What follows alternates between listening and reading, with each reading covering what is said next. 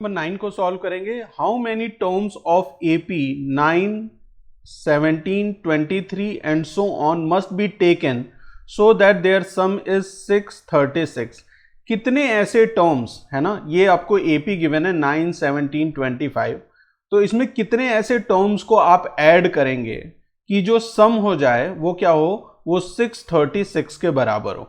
Clear है, बात समझ में आ गई, क्वेश्चन समझ में आया कि आपको क्या फाइंड आउट करना है, number of terms find out करने हैं, और नंबर ऑफ टर्म्स भी आपको ऐसे फाइंड आउट करने हैं कि वो किसके बराबर हो, उनका सम 636, मतलब S n sum of first n terms वो 636 के बराबर आना चाहिए, है ना। एपी आपको क्वेश्चन में गिवन है ना, एपी गिवन है, क्या है 9, 17, 25 एंड सो ऑन, इस तरीके से एपी है।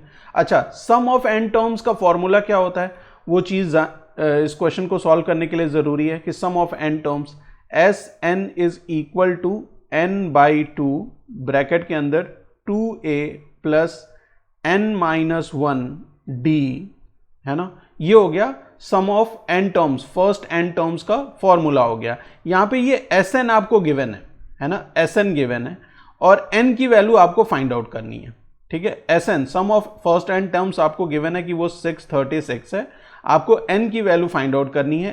a और d वो हम इस AP से फाइंड आउट कर लेंगे। जैसे हम देख पा रहे हैं कि यहाँ 9 फर्स्ट टर्म है तो a की वैल्यू 9 हो जाएगी। कॉमन डिफरेंस d, हम second term minus first term 17 minus 9 that is equal to कितने के बराबर हो जाएगा, 8 के बराबर, है ना। तो a फर्स्ट टर्म 9 है, कॉमन डिफरेंस कितना है, वो 8 के बराबर है, ठीक है। अच्छा, अब ये वैल्यूज यहां पुट कर दीजिए और आप n के लिए इस प्रॉब्लम को सॉल्व कर लेंगे। देखिए Sn जो है वो 636 है, that is equal to n by 2, n की वैल्यू फाइंड आउट करनी है हमें। 2a मतलब 2 into 9 plus n minus 1, n की तो वैल्यू फाइंड आउट करेंगे तो n minus 1 as it is रहेगा। d की वैल्यू क्या है, 8 है, ठीक है। ब्रैकेट के अंदर जो चीजें सिंप्लीफाई हो रही हैं उसे सिंप्लीफाई कर लीजिए, तो n बाई 2 ब्रैकेट के अंदर 2 इंटू 9 18 प्लस 8 का मल्टीप्लीकेशन यहां n से होगा तो 8n, और 8 का मल्टीप्लीकेशन यहां 1 में, 8 का मल्टीप्लीकेशन यहां 1 में, तो यहां माइनस 8 आ जाएगा, ठीक है। क्लियर है। अच्छा, 18 और माइनस 8 क्या हो जाएगा, 10 के बराबर, तो आप इसे लिख सकते हैं n बाई 2 ब्रैकेट के अंदर 10 प्लस 8n, ठीक है, 10 प्लस 8n, और इस 2 को अगर इस ब्रैकेट के अंदर ले जाएं हम, इस 2 को, तो वो डिवाइड कर देगा 10 को और 8n को, तो देखिए n ब्रैकेट के अंदर 10 बाई 2 हो गया प्लस 8n बाई 2, तो 2 से ये 10 5 टाइम्स और 2 से ये 8 4 टाइम्स, ठीक है। तो क्या बचा, देखिए n ब्रैकेट के अंदर है 5 प्लस 4n है, और ये n भी अगर अंदर मल्टीप्लाई कर दें, ये n भी, तो क्या हो जाता है, ये हो जाता है 5n plus 5n plus 5n plus 4n square, क्योंकि n 4n में मल्टीप्लाई होगा तो n स्क्वायर हो जाएगा। तो देखिए कि 636 is equal to 5n plus 4n square, ठीक। क्लियर है, कहीं पे कोई कंफ्यूजन। तो यहां हम देख पा रहे हैं कि एक क्वाड्रेटिक इक्वेशन का फॉर्मेशन हो रहा है ना। यहां पे क्या हो रहा है, एक क्वाड्रेटिक इक्वेशन का फॉर्मेशन हो रहा है। तो ये 636 को हम इधर लेफ्ट हैंड साइड में ले जाएंगे तो यहां 0 बचेगा, that is equal to 4n square, 4n square plus 5n minus 636, और लेफ्ट हैंड साइड को राइट हैंड साइड को लेफ्ट हैंड साइड में और लेफ्ट हैंड साइड को राइट हैंड साइड में ले जाएं तो उससे इक्वेशन पे कोई फर्क नहीं पड़ता।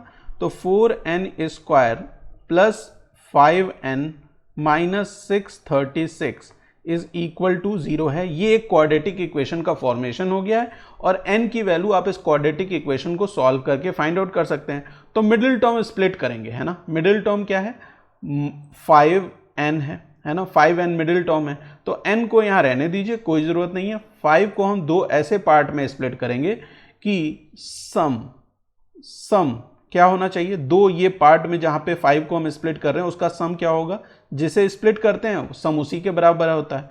और प्रोडक्ट प्रोडक्ट प्रोडक्ट हो जाएगा n स्क्वायर का coefficient that is 4 into constant term that is -636। तो 4 इंटू 636, 4 को 636 में मल्टीप्लाई करेंगे तो 4 6 जा 24, 4 लिखा 2 कैरी कर दिया, 4 3 जा 12 और 2 14, 4 लिखा 1 कैरी कर दिया, 4 6 जा 24, 1 25, ये आ गया, माइनस साइन लगी हुई है यहाँ पे, तो ये -2544 है ना, ये क्या वैल्यू आ जाएगी, -2544। ठीक है, तो 5 को हमें इस तरीके से ब्रेक करना है।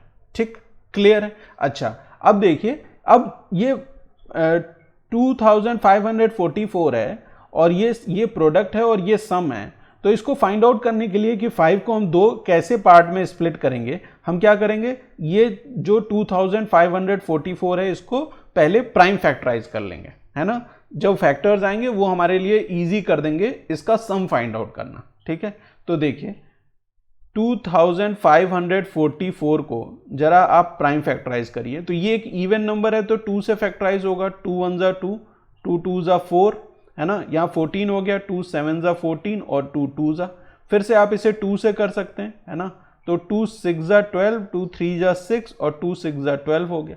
ठीक है, फर्दर फिर से 2 से करिए तो 2 3 जा 6, 2 1 जा 2, 2 8 जा 16, फिर से अगर आप 2 से आप इसे करें तो 2 1 जा 2 और ये यहाँ पे क्या हो जाएगा 11, है ना, 11 1 है यहाँ पे, यहाँ 1 आ जाएगा तो ये 11 हो गया, तो 2 5 जा हो गया 10।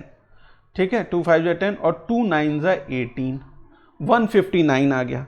159, क्या ये 159 एक प्राइम नंबर है क्या, है ना, चेक करेंगे, देखिए जरा इसकी डिजिट्स को ऐड करिए, 9 है प्लस 5 दैट इज 14 प्लस 1 15, मतलब ये 3 से हो जाएगा, 3 से करेंगे आप, प्राइम नंबर नहीं है ये, 3 से, तो 3 5 जा 15 और 3 3 जा 9, 53 तो प्राइम नंबर है ना, 53 प्राइम नंबर है, तो ये 53 से होगा 1 टाइम।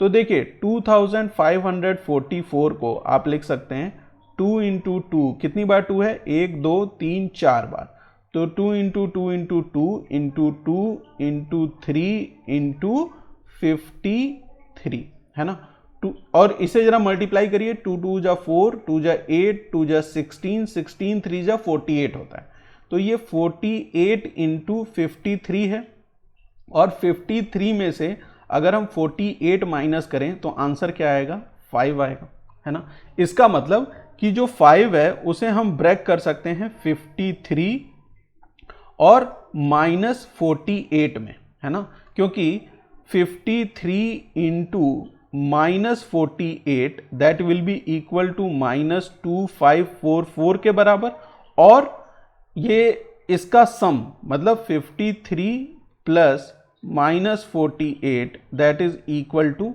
5, तो यही कंडीशन होनी चाहिए थी, ये प्रोडक्ट की कंडीशन है, ये सम की कंडीशन है, तो 5 को हमने ब्रेक कर लिया 53 और -48 में, है ना, 53 और -48 में। ठीक है, तो अब ये 5n की जगह हम लिखेंगे 53n माइनस 48n, तो ये हो जाएगा 4n स्क्वायर प्लस 53 या 48 पहले ले लीजिए, थोड़ा सा आसान रहेगा, माइनस 48n, है ना, -48n plus 53n minus 636 that is equal to 0, है ना। वैसे कोई फर्क नहीं पड़ना था, आप ये 53n भी पहले लेते तो उससे कोई फर्क नहीं पड़ता, लेकिन मैंने यहाँ पे इस तरीके से ले लिया। अब देखिए यहाँ से आप 4 कॉमन दिखाई दे रहा है, 4 कॉमन आ सकता है यहाँ पे, है ना, 4 कॉमन आ सकता है कि नहीं, कोई दिक्कत, समझ में आ रही बात, यहाँ से 4 कॉमन ले लेंगे आप, तो 4 कॉमन आ गया और साथ में n भी कॉमन आया, तो यहाँ बचेगा n माइनस 4 1 जा 4 और 4 2 जा 8, है ना, तो ये n माइनस 12 है, प्लस यहाँ क्या कॉमन लेंगे इन दोनों में से, तो देखिए 53 53 इंटू 4 जरा करें आप, है ना, 53 इंटू 12 करिए, है ना, 53 इंटू 12 करिए, 53 इंटू 12, ठीक है। तो देखिए 2 3 जा 6, 2 5 जा 10, और यहाँ पे 53, तो ऐड करेंगे तो ये 636 के बराबर आएगा। इसका मतलब कि अगर मैं यहाँ से 53 कॉमन ले लूँ, 53, तो ये क्या आ जाएगा, n-12 आ जाएगा। और ये चीज़ मुझे कैसे पता चली कि मुझे 53 में 12 का मल्टीप्लिकेशन करके चेक करना चाहिए, वो यहाँ से कि देखिए n-12 है ना, तो यहाँ भी ब्रैकेट में n-12 भी बचेगा, तो 53 कॉमन ले लिया, दैट इज इक्वल टू 0। तो ये अब आ गया 4n प्लस 53 एक ब्रैकेट में, और दूसरे ब्रैकेट में n-12 आ गया, दैट इज इक्वल टू 0। तो अब n की वैल्यू, दो वैल्यूज आ जाएंगी यहाँ से। जब 4n प्लस 53 को आप कंपेयर करेंगे 0 से, तो यहाँ n की वैल्यू -53/4 आएगी, और दूसरा जब n-12 को आप कंपेयर करेंगे 0 से, तो n की वैल्यू क्या आएगी, 12 आएगी। अब ये बताइए n क्या है, वो तो नंबर ऑफ टर्म्स है ना, n क्या है, नंबर ऑफ टर्म्स। तो नंबर ऑफ टर्म्स कभी फ्रैक्शन में हो सकता है क्या, नहीं हो सकता। इसका मतलब जो वैल्यू हम कंसीडर करेंगे n की वो 12 है। तो आपसे क्वेश्चन में पूछा था कि how many terms of the AP, ये एपी के कितने terms must be taken so that their sum is 636, तो कितने टर्म्स हो जाएंगे, n की वैल्यू 12 है, मतलब 12 ऐसे टर्म्स होंगे इस एपी के जो आप ऐड करेंगे तो उसका सम क्या आएगा, 636 के बराबर आएगा। उम्मीद करता हूं क्वेश्चन नंबर 9 आपको बहुत अच्छे से क्लियर हो गया होगा। मिलते हैं नेक्स्ट क्लास में। Thank you for watching.